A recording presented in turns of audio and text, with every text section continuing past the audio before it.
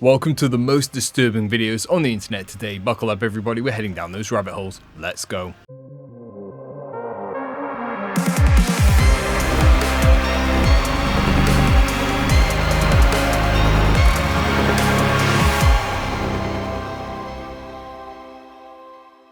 So are we giant receivers? I would say that is likely, and given the conspiracies around a certain medical intervention in recent history, I would say that this has been amplified. I won't go into too much detail here though, as I would like to keep my YouTube channel, thank you very much, but this was very interesting and I think she is onto something.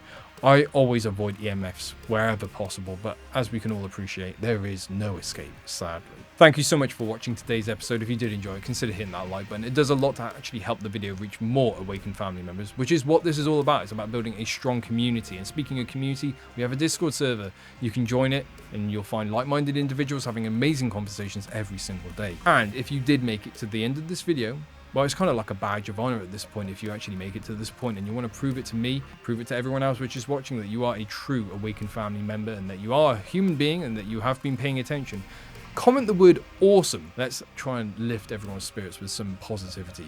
Awesome. But with that being said, stay safe, stay well, and stay curious. Until next time.